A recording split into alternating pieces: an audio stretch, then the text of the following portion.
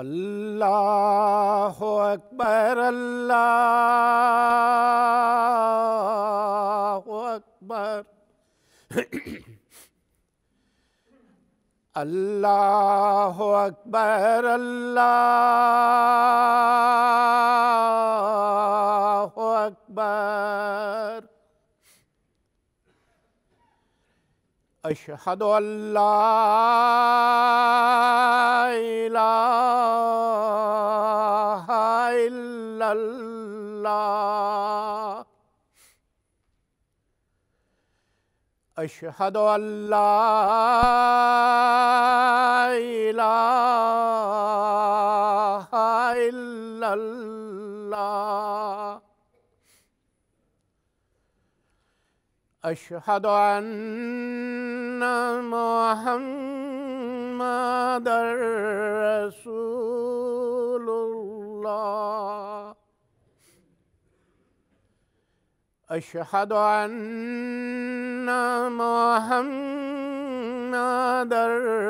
رسول اللہ حی علی الصلاۃ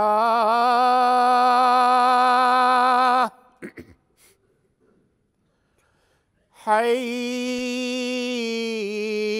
علی الصلاۃ حی علی الفلاح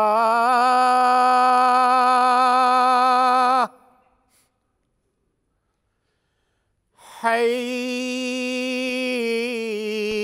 علی الفلاح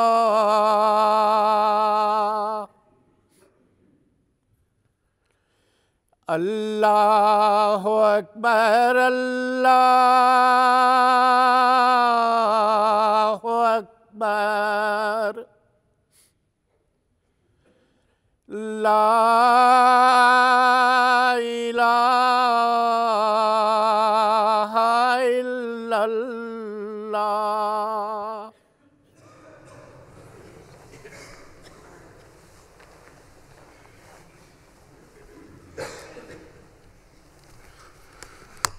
السلام علیکم ورحمۃ اللہ.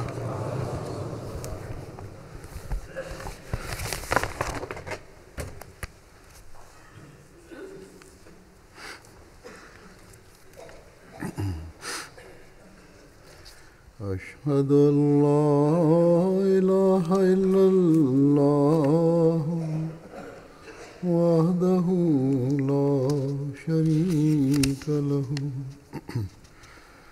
وأشهد أن محمدا عبده ورسوله أما بعد فأعوذ بالله من الشيطان الرجيم بسم الله الرحمن الرحيم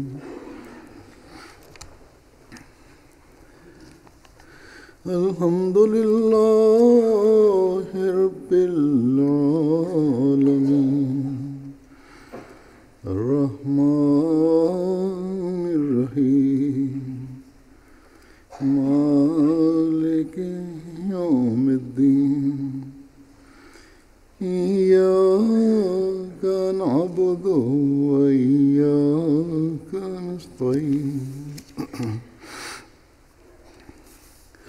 اهدنا الصراط المستقيم صراط الذين أنعمت عليهم غير المغضوب عليهم ولا الضالين.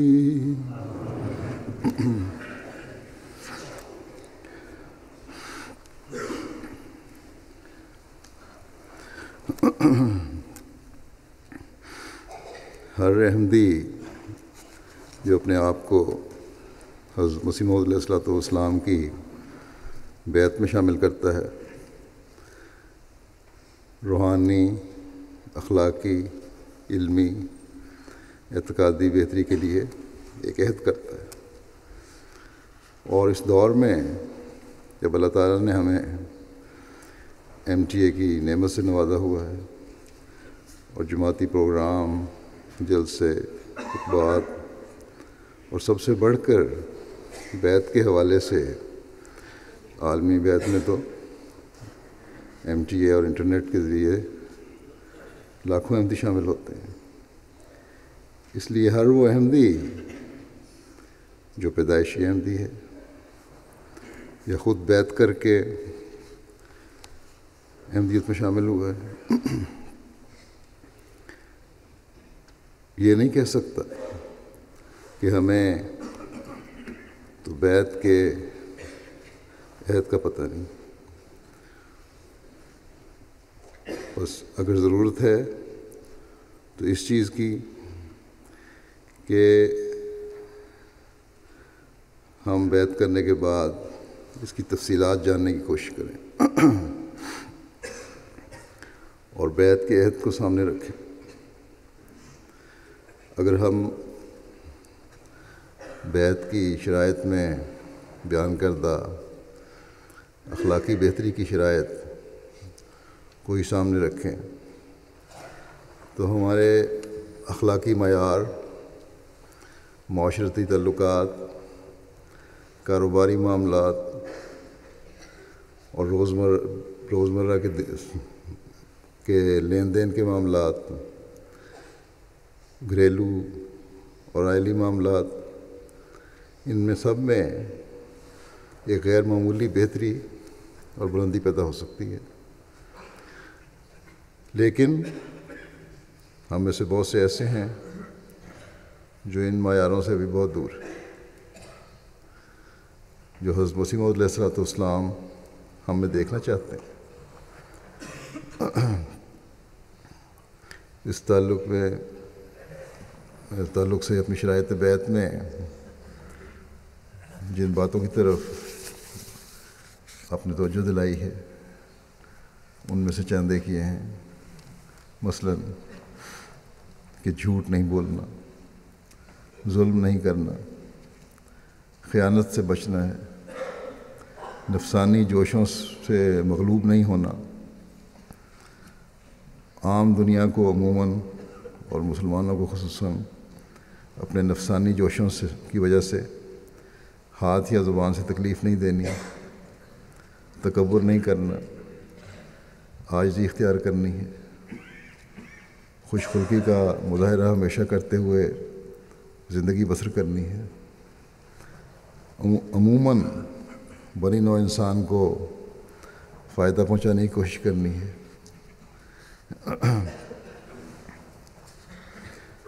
ہم اگر ان باتوں پر توجہ دیں تو جیسا کہ میں نے کہا، ہم اپنے اخلاق کے معیار بڑھا سکتے ہیں، اپنے اندر اعلیٰ اخلاق پیدا کر سکتے ہیں، نہ صرف اخلاق کے اعلیٰ معیار حاصل کر سکتے ہیں بلکہ ان کی بلندیوں کو چھو سکتے ہیں۔ لیکن اگر ہم جائزہ لیں تو ہمارے اندر بھی ایک قابل فکر تعداد ایسی ہے جو باوجود بیعت کے عہد کے ان باتوں پر عمل نہیں کرتی۔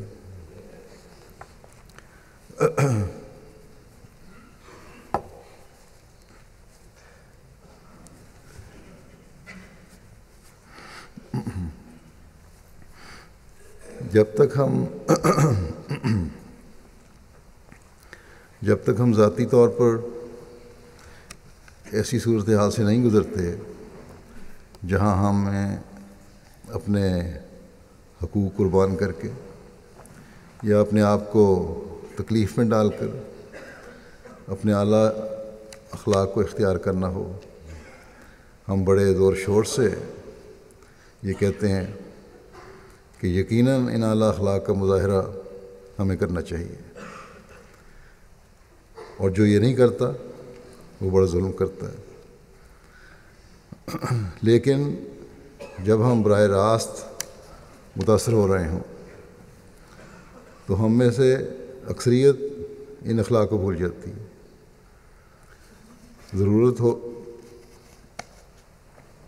اگر ضرورت پڑتی ہے تو اپنی بات کو اس طرح توڑ مروڑ کر پیش کرتے ہیں کہ اس میں سچائی نہیں رہتی، بلکہ وہ جھوٹ کے قریب پہنچ جاتی ہے. اپنے حق کے حاصل کرنے کے لیے بعض دفعہ ظلم بھی کر جاتے ہیں بعض لوگ، بعض دفعہ خیانت کے مرتکب ہو جاتے ہیں اور جھوٹی گواہیاں اپنے آپ کو خیانت سے بچانے کے لیے پیش کر دیتے ہیں. اگر ہاتھ سے نہیں تو زبان سے تو اکثر اپنے مقصد کو پورا کرنے کے لیے دوسروں کو تکلیف دے دیتے ہیں. عاجزی دکھانے کے بجائے انا غالب آ جاتی ہے اور بسا اوقات تکبر کا کم یا زیادہ اظہار بھی ہو جاتا ہے. میں نے دیکھا ہے کہ قضاء کے بعض معاملات جب میرے سامنے آتے ہیں تو جھوٹ اور سچ کو ثابت کرنے کے بجائے حق لینے کے بجائے ہٹ دھرمی اور ضد کا ایسا اظہار ہوتا ہے کہ حیرت ہوتی ہے.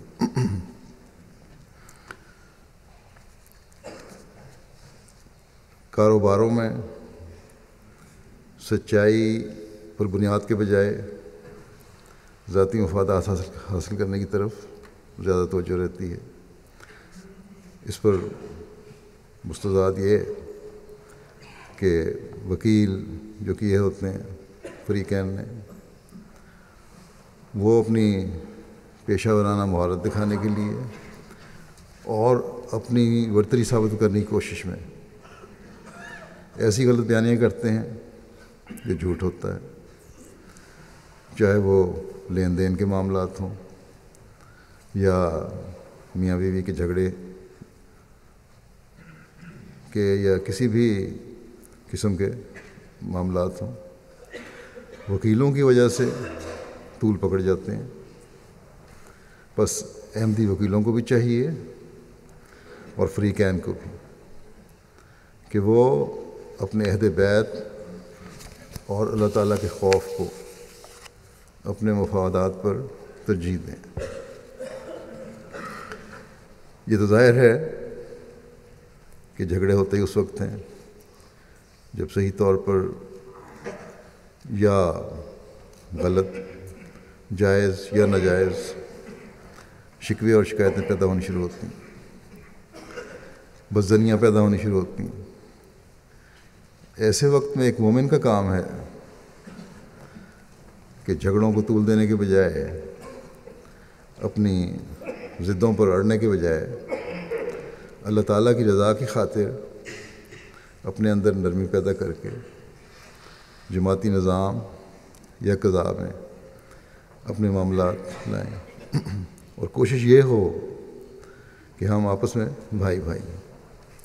ہم نے ان غلط فہمیوں یا جائز ناجائز شکایتوں کو دور کر کے آپس میں پیار اور محبت سے زندگی گزارنی ہے. لیکن اگر جس کے ذمہ حق بنتا ہے اور جس کا حق بنتا ہے دونوں ضدی طبیعت کے مالک ہوں تو پھر چاہے جماعتی نظام ہے یا قضاء ہے یا عدالت، ملکی عدالت بھی ہے، یہ سب جیسے بھی انصاف پر مبنی فیصلے کریں کبھی بھی معاملہ انجام کو نہیں پہنچتا. ایک عدالت کے بعد دوسری عدالت میں اپیلیں ہوتی رہتی ہیں اور پھر اگر قضاء میں آئے ہوئے فریق کا 5 رکنی قضاء کا بورڈ بھی فیصلہ کر دے تو پھر بھی جس کے ذمہ حق بنتا ہے بعض دفعہ وہ حق مار جاتا ہے، حق نہیں دیتا یا فیصلہ تسلیم ہی کرتا ہے، یا پھر مجھے لکھ دیتے ہیں کہ ہم پر بڑا ظلم ہوا ہے، آپ خود اس معاملے کو دیکھیں، اور یہ شکوے کبھی ختم نہیں ہوتے۔ اور حقیقت میں جیسا کہ میں نے کہا کہ یہ اظہار انا اور ضد کی وجہ سے ہوتا ہے۔ بس اگر جھگڑوں کو ہم نے آسن رنگ میں نپٹانا ہے تو ضدوں کو چھوڑنے کی ضرورت ہے، بلکہ بعض اوقات جھگڑوں کو ختم کرنے کے لیے حق اگر بنتا بھی ہے تو اس حق کے لینے میں دوسرے فریق کو سہولت دینے کی ضرورت ہوتی ہے، اور بعض دفعہ کچھ حد تک حق چھوڑنا بھی پڑ جاتا ہے۔ اس بارے میں اللہ تعالیٰ ہمیں کیا تعلیم دیتا ہے؟ اللہ تعالیٰ فرماتا ہے کہ وَإِنْ كَانَ ذُو عُسْرَةٍ فَنَظِرَةٌ إِلَىٰ مَيْسَرَةٍ وَأَن تَصَدَّقُوا خَيْرٌ لَكُمْ إِن كُنتُمْ تَعْلَمُونَ۔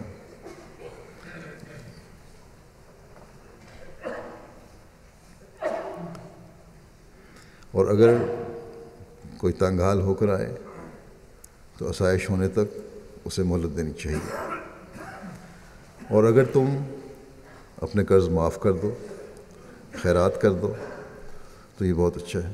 اگر تم علم رکھتے، تمہیں پتہ ہونا چاہیے کہ تم پر بھی ایسے حالات آ سکتے ہیں جب مجبوریاں ہوں، اور پھر سب سے بڑھ کر یہ کہ اللہ تعالیٰ ہمیں ہمارے بہت سے معاملات میں چھوٹ دیتا ہے۔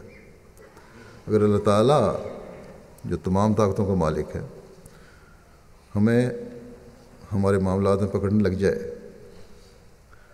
تو ہمارا کوئی ٹھکانہ نہ رہے۔ بس ضروری ہے کہ ہم ایک دوسرے کے معاملات میں نرمی اور سہولت کا سلوک کریں۔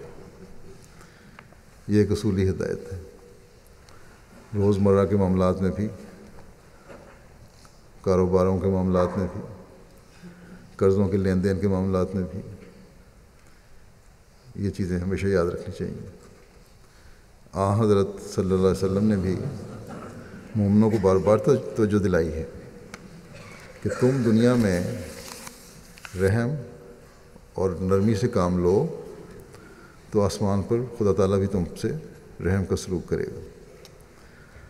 ورنہ ہمیں ہر وقت یاد رکھنا چاہیے کہ ہمارا بھی ایک دن حساب ہوگا۔ اگر اللہ تعالیٰ صرف حق پر فیصلہ کرنے لگے تو بخشش بڑی مشکل ہو جائے۔ بس اللہ تعالیٰ کے رحم اور بخشش کو جذب کرنے کے لیے ہمیں دنیا میں اپنے معاملات میں نرمی اور رحم کا سلوک ایک دوسرے سے کرنا چاہیے، نہ کہ صرف سختی اور پکڑ اور صرف اپنے حق کی فکر ہو۔ حضرت صلی اللہ علیہ وسلم نے بھی قرض وصول کرنے والوں کو قرض دینے والے سے نرمی کا سلوک کرنے پر ثواب کی خوشخبری دی ہے۔ چنانچہ ایک روایت میں آتا ہے کہ حضرت صلی اللہ علیہ وسلم نے فرمایا کہ جس شخص نے کسی سے قرض کی رقم لینی ہو اور وہ اس کو مقررہ میعاد گزرنے کے بعد مہلت دیتا ہے تو ہر وہ دن جو مہلت کا گزرتا ہے وہ اس کے لیے صدقہ ہوگا۔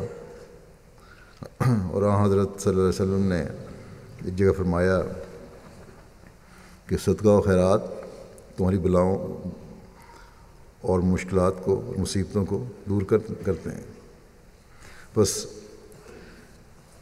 کیا ہی اعلیٰ سادہ ہے کہ اپنے بھائی کو سہولت دینا ثواب کا مستحق بنا رہا ہے، اور بہت سی بلاؤں اور مشکلوں سے بھی ہمیں بچا رہا ہے۔ بس اللہ تعالیٰ تھوڑی سی بھی نیکی کو اجر کے بغیر نہیں چھوڑتا۔ اگر ہم قرآن کریم کی اس سنہری ہدایت کو یاد رکھیں اور حضرت صلی اللہ علیہ وسلم کے ارشاد کو سامنے رکھیں تو ایک پرامن معاشرے کا قیام عمل میں آئے۔ بے چینیاں پھر نہ پھیلیں، کبھی رنجشیں لمبی نہ چلتی چلی جائیں، فیصلوں پر عمل درآمد کرانے والے اداروں کا بھی حرج نہ ہو، وہ ان جھگڑوں کو نپٹانے کے بجائے کسی تعمیری کام کی منصوبہ بندی کر سکتے ہیں۔ قضاء کا بھی حرج نہ ہو۔ گو قضاء اسی مقصد کی بنائی گئی ہے کہ فیصلے ہوں، لیکن اگر فیصلوں کو ماننے میں دونوں فریق نرمی کا سلوک کا رویہ رکھیں تو بلا وجہ کا حرج نہ ہو۔ اور بعض دفعہ بعض معاملات ایک ہی معاملے کے لمبا چلنے کی وجہ سے دوسرے معاملات متاثر ہوتے ہیں، وہ متاثر نہ ہوں۔ اور خود فریقین کو جو قضاء میں آنے یا عدالتوں میں جانے اور وکیل کرنے کے اخراجات برداشت کرنے پڑتے ہیں، ان سے بھی بچت ہو جائے۔ بعض دفعہ تو ایسے ضدی ہوتے ہیں کہ وہ اپنا نقصان برداشت کر لیتے ہیں، لیکن یہی چاہتے ہیں کہ فیصلہ ہمارے حق میں اور اس کے لیے جہاں تک جایا جا سکتا جایا جائے۔ اور پھر جیسا کہ میں نے کہا کہ مجھے بھی لکھتے ہیں بعض لوگ، بعض فریق، کہ اب آپ اس معاملے کو دیکھیں۔ تو اگر ضدیں نہ ہوں، نائیں نہ ہوں، تو پھر میرا وقت بھی ان فضولیات میں ضائع ہونے سے بچ جائے۔ میں بعض دفعہ معاملات دیکھنے کے بعد جب فریقین کو جواب دیتا ہوں، لیکن اگر ان کی مرضی کا جواب نہیں ہوتا تو پھر بھی اپنی بات پر وہ ضد پر قائم رہتے ہیں، اڑے رہتے ہیں کہ نہیں ہم ہی ٹھیک ہیں۔ اور یہی ضد ہوتی ہے کہ فیصلہ بھی ہمارے حق میں ہو اور سہولت بھی ہم نے کوئی نہیں دینی دوسرے فریق کو۔ میرے واضح طور پر لکھنے کے باوجود بعض دفعہ نہایت رٹائی سے تیسرے چوتھے مہینے خط لکھ جاتے ہیں کہ ہم نے اپنے معاملے کے بارے میں لکھا تھا اور ہم حق پر ہیں، اس فیصلے کو دوبارہ دیکھا جائے اور ہمیں ہمارا حق دلوایا جائے۔ میں یہ نہیں کہتا کہ قضاء کے فیصلے 100% درست ہوتے ہیں، لیکن 80-85% بہرحال درست ہوتے ہیں، اور جو شواہد اور ثبوت پیش کیے جاتے ہیں ان کی روشنی میں وہ صحیح ہوتے ہیں۔ اگر غلط بھی ہوتے ہیں تو نیت پر شبہ نہیں کیا جا سکتا۔ اپنی طرف سے نیک نیتی سے یہ لوگ فیصلے کرتے ہیں۔ بس اگر ایک فریق کے خیال میں اس کا حق بنتا ہے لیکن فیصلہ اس کے خلاف ہو جاتا ہے تو اس پر قضاء پر یا قاضی پر الزام نہیں لگانا چاہیے۔ بعض لوگوں کو یہ الزام لگانے کی بھی عادت پڑ جاتی ہے۔ انہوں نے حقائق کے مطابق ہی فیصلہ کیا ہوتا ہے۔ اگر کسی فیصلے میں کوئی ابہام ہو یا دوسرے فریق کے خیال میں اس فیصلے میں ابہام ہے تو فریق کی درخواست پر بعض دفعہ میں بھی فائل منگوا کر دیکھ لیتا ہوں، لیکن جیسا کہ میں نے کہا کہ اکثر فیصلے صحیح ہوتے ہیں اور صرف بدظنیوں کی وجہ سے شکوک و شبہات دل میں پیدا کیے جاتے ہیں۔ بس بدظنیوں سے بچنا چاہیے۔ بدظنی ایک اور برائی کا راستہ کھول دیتی ہے۔ پھر قضاء کے معاملات براہ راست لین دین کے ہوں، کاروباری ہوں یا آئلی ہوں، ہر معاملے میں براہ راست یا بالواسطہ مالی لین دین کا معاملہ بن جاتا ہے۔ کہیں حق مہر کی ادائیگی ہے، کہیں سامان کی ادائیگی ہے، میاں بیوی کے جھگڑوں میں اور لین دین کے معاملوں میں تو ہے ہی مالی معاملات بعض دفعہ، اکثر دفعہ۔ تو بہرحال مالی معاملات ہر جھگڑے میں کسی نہ کسی ذریعے سے انوالو ہو جاتے ہیں، اور سہولت دینے والا اصول جو ہے کہ سہولت دی جائے، یہ ہر جگہ کچھ نہ کچھ حد تک ضرور چلتا ہے. آئلی معاملات میں بھی نقد رقم کا مطالبہ، لین دین کے معاملات میں بھی رقم کا مطالبہ اکثر ہوتا ہے. آئلی معاملات میں مثلاً جیسا کہ میں نے کہا حق مہر کی ادائیگی ہے، یہ بھی یقیناً ایک قرض ہے جو خامد کے ذمہ ہے، لیکن بسا اوقات لڑکی والے لڑکے کی حیثیت سے زیادہ حق مہر بھی رکھوا لیتے ہیں. ایک طرف تو لڑکا پابند ہے کہ قرض کو ادا کرے، حق مہر ایک قرض ہے، دوسری طرف لڑکی والے بھی زیادتی کر جاتے ہیں کہ حق مہر زیادہ رکھوا لیتے ہیں تاکہ کسی طرح لڑکے کو باندھ لیا جائے، جو لڑکے کے لیے ادا کرنا مشکل ہوتا ہے. اور دوسرا فریق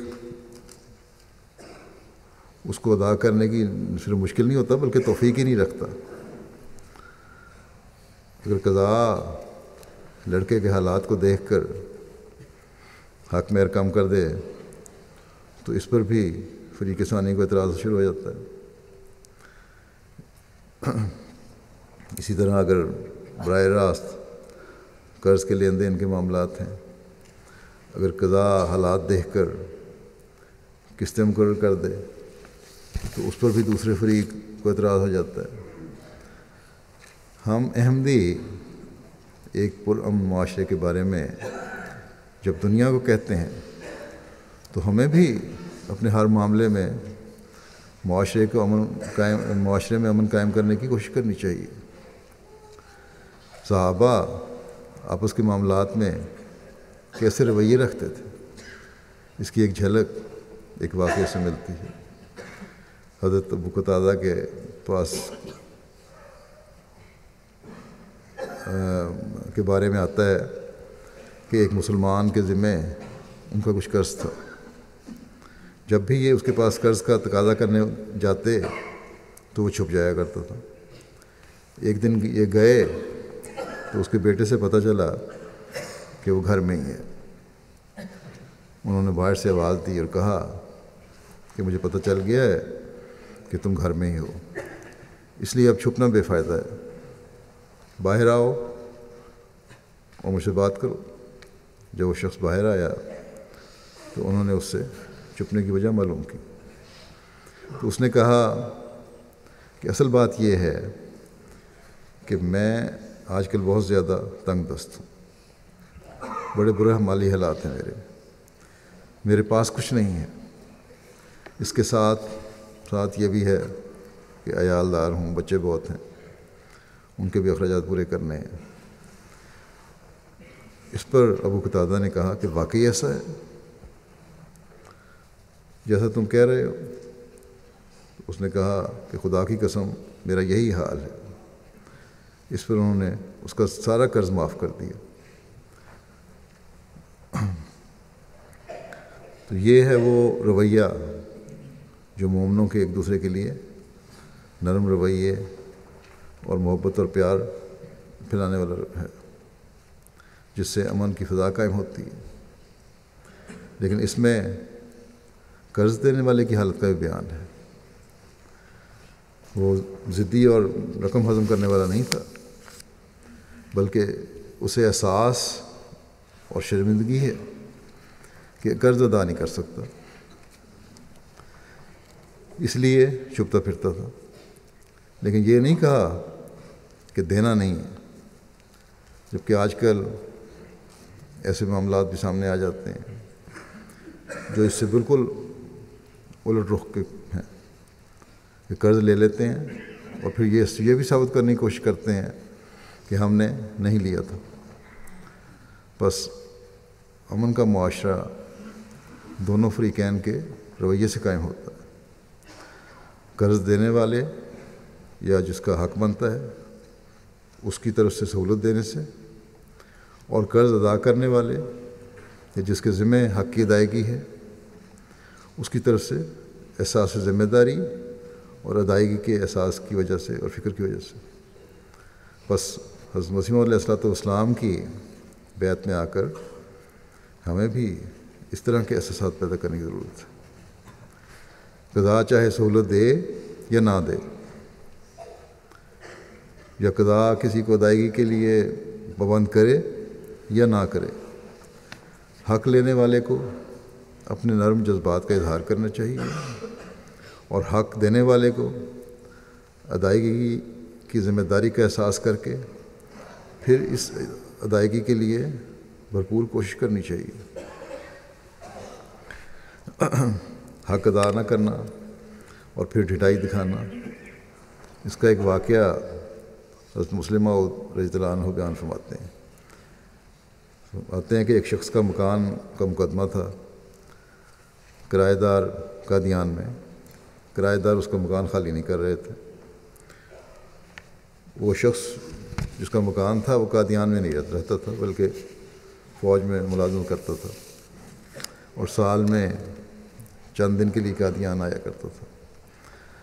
حضرت مسلم موعود فرماتے ہیں کہ میں نے اسے کہا کہ تم فوج میں ملازم ہو، سال میں 15-20 دن کے لیے آتے ہو تم قادیان صرف، اتنا عرصہ تم مہمان خانے میں بھی رہ سکتے ہو، لنگر خانے میں دار ضیافت میں رہ سکتے ہو، یا اپنے کسی دوست کے پاس بھی ٹھہر سکتے ہو۔ اس وقت یہاں مکانوں کی کمی ہے، اگر تم نے کرایہ دار کو صرف اپنے چند روز قیام کے لیے نکالا تو اسے بڑی تکلیف ہوگی۔ پھر ہم نے مثال دی اسے کہ دیکھو صحابہ نے تو باہر سے آنے والوں کو اپنی جائیدادیں بھی دے دی تھیں، لیکن تم 10-15 دن کے قیام کے لیے 11.5 مہینے رہنے والے کو گھر سے نکالنا چاہتے ہو۔ آپ فرماتے ہیں کہ میری اس بات کا بڑا اثر ہوا۔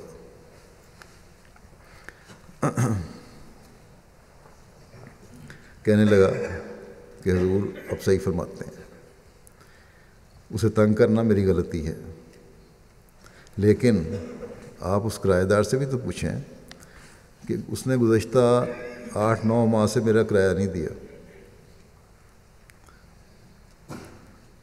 جس کی وجہ سے میں نے سوچا ہے کہ اسے گھر سے مکان سے اسے خالی کروا لوں۔ اس پر آپ نے حضرت مسلم موعود کہتے ہیں کہ میں نے اس مالک مکان سے کہا کہ یہ معقول وجہ ہے اور تمہارا کوئی قصور نہیں ہے، اسی کا ہے جو اپنا مقدمہ پیش کر رہا ہے اور یہ نہیں بتا رہا کہ میں نے اتنے مہینے سے کرایہ بھی نہیں دیا۔ آپ فرماتے ہیں کہ اس وقت میری عجیب حالت تھی کہ میں نے اس شخص کے جو مالک مکان تھا اس کے دل کو نرم کرنے کی کوشش کی تھی، لیکن اس نے ایک ایسی بات کر دی جس کا میرے پاس کوئی جواب نہیں تھا۔ اگر دوسرے فریق نے کرایہ ادا کیا ہوتا تو میں فرماتے ہیں کہ میں نے میدان مار لیا تھا، پھر میں نے اس جو فیصلہ کرنا چاہتا تھا ہو جاتا، لیکن اس نے تو کرایہ بھی ادا نہیں کیا تھا دوسرے نے، اور پھر قبضہ بھی جمائے رکھنا چاہتا تھا۔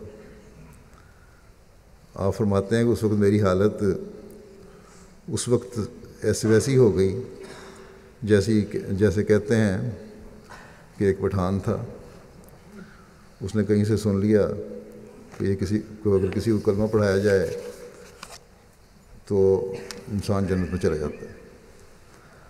اس نے ایک ہندو کو پکڑ لیا کہ کلمہ پڑھو۔ ہندو نے کہا کہ میں ہندو ہوں، مجھے کلمہ سے کیا غرض ہے؟ اس نے کہا نہیں پڑھو ورنہ میں تلوار نکالی میں تم قتل کر دوں گا۔ آخر ہندو نے کہا اچھا پڑھاؤ مجھے کلمہ۔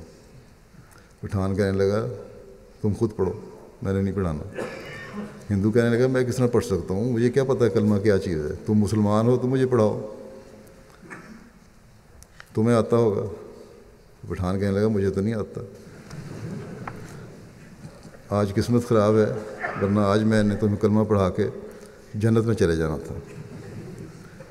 آپ فرماتے ہیں کہ اسی طرح میں نے نصیحت کر کے مالک مکان کا دل نرم کیا۔ جب دل نرم ہو گیا تو اس نے ایسی بات کی کہ میرا کلمہ وہیں کا وہیں رہ گیا۔ اگر دوسرے فریق نے کرایہ ادا کیا ہوتا، حق نہ مارا ہوتا، تو میں مالک کو کلمہ پڑھا لیتا۔ بس مومنوں کو ایک دوسرے کا حق ادا کرنے میں چستی دکھانی چاہیے، اور یہ صرف ایک واقعہ نہیں، اکثر واقعہ۔ اس لیے جب معاملات قضاء میں بھی آتے ہیں یا خلیفہ وقت کے سامنے پیش کیے جاتے ہیں تو سچائی پر مبنی ساری بات ہونی چاہیے، بجائے اس کے کہ بعد میں خلیفہ وقت کو شرمندہ ہونا پڑے اپنی بات کر کے۔ اس کو شرمندگی سے بچانے کی کوشش کرنی چاہیے۔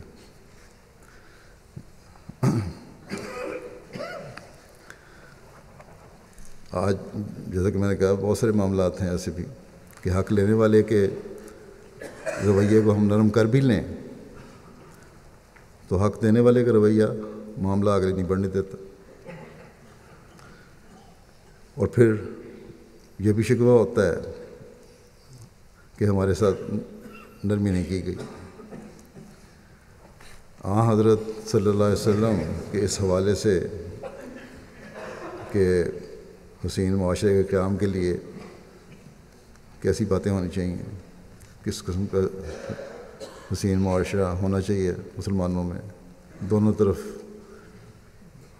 جو فریقین ہیں ان کو کس طرح اپنے حق ادا کرنے چاہیے، آپ کے بعض ارشادات پیش کرتا ہوں اس سلسلے میں۔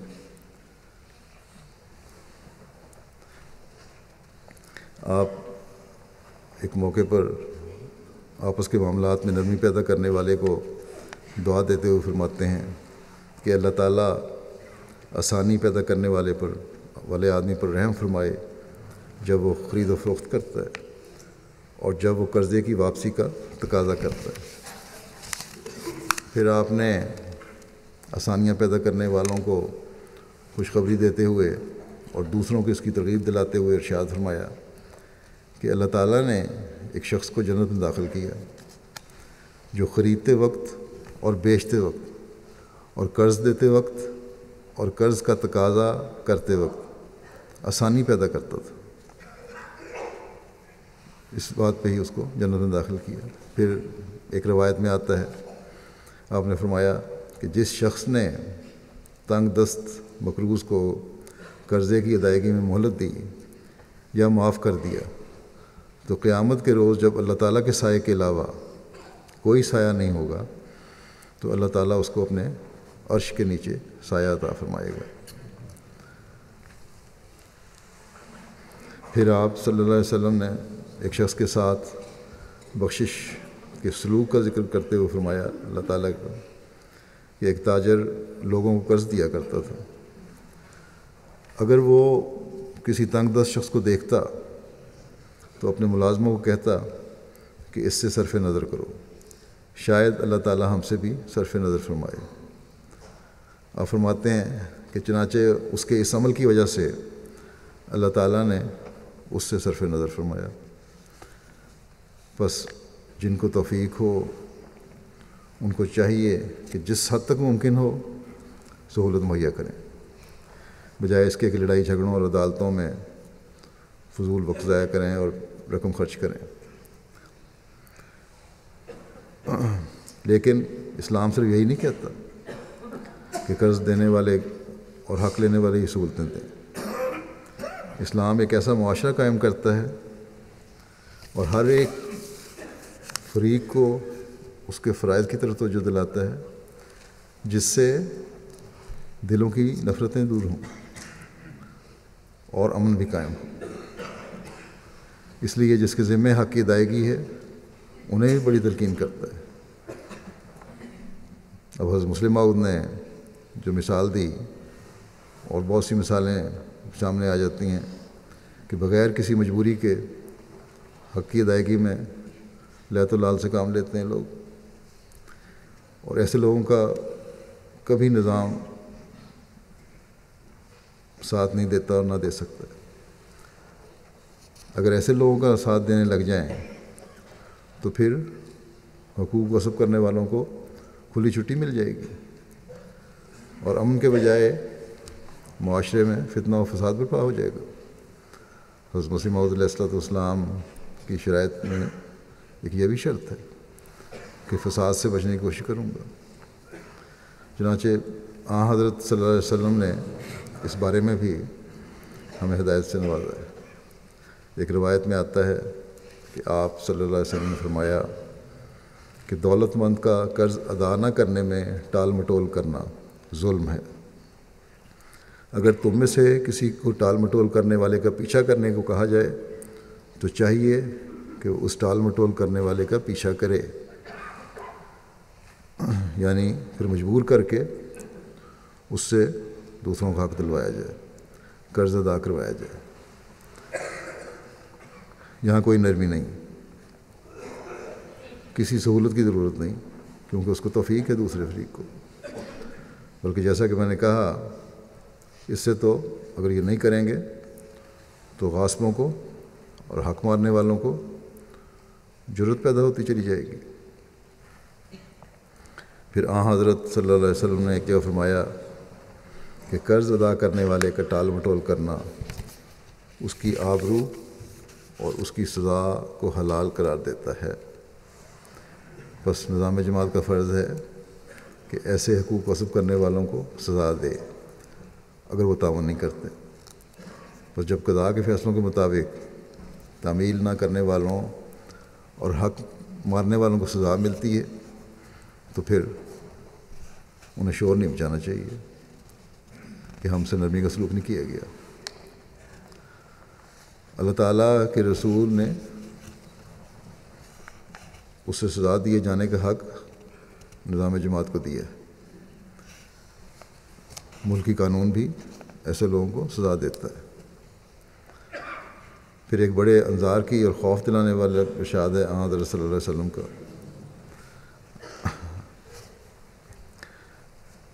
جو آپ نے حق ادا نہ کرنے والوں کو فرمایا ہے۔ فرمایا کہ اگر حق مارنے والے فرمایا کہ اگر کسی کا حق مارنے کہ جس شخص نے لوگوں سے واپسی کرنے کی نسبت سے مال لیا، آپ فرماتے ہیں کہ اگر جس شخص نے لوگوں سے واپسی کرنے کی نیت سے مال لیا یا قرض لیا، اللہ تعالیٰ اس کی طرف سے ادائیگی کروا دے گا۔ اور فرمایا کہ واپسی قرض کے اور جو شخص مال کھانے اور تلف کرنے کی نیت سے لے گا، اللہ تعالیٰ اسے تلف کر دے گا۔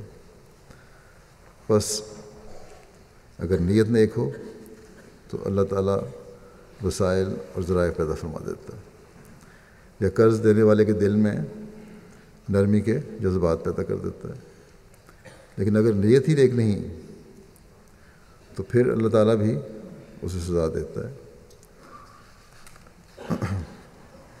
حضرت صلی اللہ علیہ وسلم تو عموماً ایسے شخص کا جنازہ نہیں پڑھتے تھے جس کے ذمے قرض ہو اور اس کی جائیداد یا موجود رقم اس قرض کی ادائیگی کی کفایت نہ کرتی ہو۔ حضرت صلی اللہ علیہ وسلم قرض سے بچنے کی دعا بھی کیا کرتے تھے، بلکہ قرض اور کفر کو آپ نے ملایا ہے۔ چنانچہ ایک روایت ہے، صحابی کہتے ہیں کہ میں نے حضرت صلی اللہ علیہ وسلم کو یہ فرماتے ہوئے سنا کہ میں کفر اور قرض سے اللہ کی پناہ مانگتا ہوں۔ ایک شخص نے عرض کیا کہ یا رسول اللہ، کیا قرض کا معاملہ کفر کے برابر کیا جائے گا؟ اس پر حضرت صلی اللہ علیہ وسلم نے فرمایا، ہاں۔ اس بارے میں مزید وضاحت حضرت عائشہ کی ایک روایت سے بھی ملتی ہے۔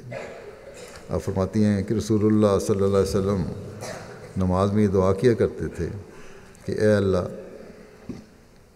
میں گناہوں اور قرض سے تیری پناہ چاہتا ہوں۔ کسی کہنے والے نے عرض کی کہ یا رسول اللہ، آپ اللہ تعالیٰ سے قرض کے بارے میں کتنی ہی زیادہ پناہ طلب کرتے ہیں۔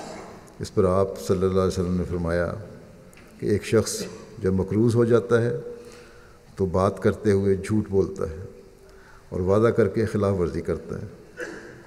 بس یہ وجہ ہے کہ پناہ مانگنی چاہیے۔ براہ راست قرض لینے والے بھی حت الوسع قرض لینے سے بچیں، ان کو بچنا چاہیے، اور اگر لے لیا ہے وہ تو پھر ادائیگی کی فکر بھی کرنی چاہیے، اور حقوق کی ادائیگی بھی جو قرض کی طرح ہی ہے، اس کی ادائیگی کی طرف بھی سنجیدگی سے توجہ دینی چاہیے۔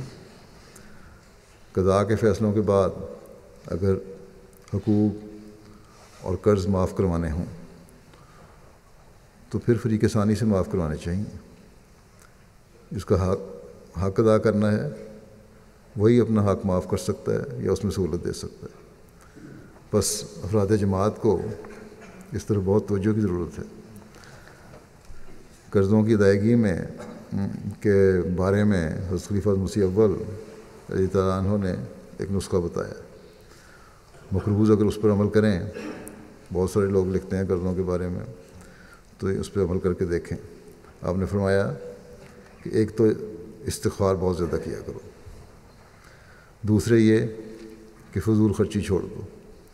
اکثر قرضے لوگ اس لیے لیتے ہیں کہ فضول خرچی کر رہے ہوتے ہیں، خواہشات بڑھا رہے ہوتے ہیں. اور تیسرے آپ نے فرمایا کہ اگر ایک پیسہ بھی ملے تو قرض خواہ کو دے دو. تھوڑی تھوڑی رقمیں اگر جو کہیں سے بھی آتی ہے تمہارے پاس، اور جس حد تک تم اس کے اپنے خرچ کرنے کے بعد اس کے ادائیگی کے متحمل ہو سکتے ہو، وہ ادائیگی کرنے کی طرف توجہ کرو. جمع کرتے جاؤ یا ویسے ادا کرتے جاؤ قسطوں میں. تو بہرحال ایک فکر ہونی چاہیے کہ تھوڑی سی چھوٹی رقم بھی اگر آتی ہے، بچت ہوتی ہے اس کو، اور بچت کرنی ہے اپنے آپ کو تکلیف میں ڈال کے، تو وہ قرض کی ادائیگی ہونی چاہیے. بعض لوگ شوق میں قرض لے لیتے ہیں، یہ فضول خرچی ہے، بڑی بڑی کاریں لے لیتے ہیں. کسی نے مجھے لکھا کہ میرے پاس کار تو ہے لیکن فلاں کار مجھے بڑی پسند ہے اور پیسے نہیں ہیں، کیا میں بینک سے قرض لے کے وہ کار خرید سکتا ہوں؟ اگر ایک دفعہ قرض لے لے انسان تو پھر قرضوں میں دھنستا چلا جاتا ہے. بس ان فضول خواہشات سے بچنا چاہیے. اسی طرح بہت سارے لوگوں نے کاروبار کرنے شروع کیے، کوئی تجربہ نہیں ہے، نوجوان ہے، اور کاروبار کے نام پر لوگوں سے رقمیں لے لیں. نہ تجربہ ہونے کی وجہ سے سارا کاروبار ختم ہو گیا، خود بھی محتاج ہو گئے اور لوگوں کے پیسے بھی لے ڈوبے.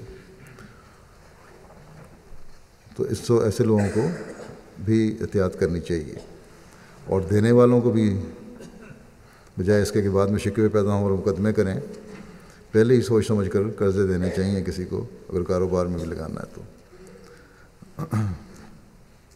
کیونکہ اپنی بھی رقم ان کی ڈوبتی ہے، اور جس شخص کو دیا ہوتا ہے وہ بیچارہ تو نہیں ہوتا، بعض دفعہ شرارت سے لوگ کر رہے ہوتے ہیں یا نیت ہی نیک نہیں ہوتی، اور اس وجہ سے پھر مقدمے بازی میں پھنس کے ذلیل و رسوا بھی ہوتے ہیں.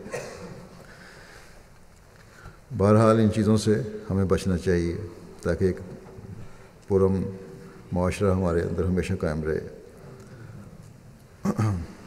اللہ تعالی ہمیں اپنی زندگیوں میں ایک حقیقی مومنانہ رنگ پیدا کرنے کی توفیق عطا فرمائے، اور ایک پرامن معاشرہ ہم قائم کرنے والے ہوں، اور جو اعلیٰ اخلاق ہیں، اعلیٰ معیار ہیں اخلاق کے، جن کی حضرت مسیح علیہ والسلام نے ہم سے توقع رکھی ہے، جن کا قرآن کریم میں بھی ذکر ہے، جن پر حضرت صلی اللہ علیہ وسلم نے بھی توجہ دلائی، ان کو اپنانے والے ہوں.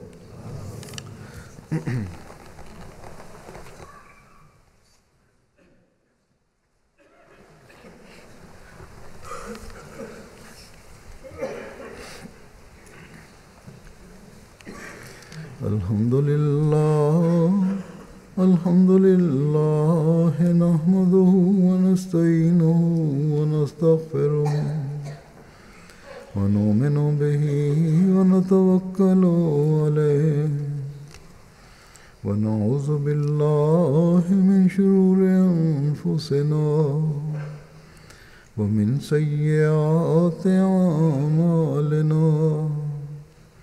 من يهده الله فلا مضل له ومن يضلل فلا هادي له.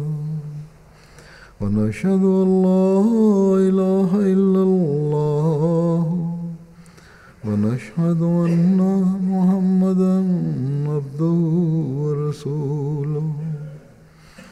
عباد الله رحمكم الله إن الله يأمر بالعدل والإحسان وإيتاء ذي القربى وينهى عن الفحشاء والمنكر والبغي يعظكم لعلكم تذكرون اذكروا الله يذكركم وادعوه يستجب لكم ولذكر الله أكبر.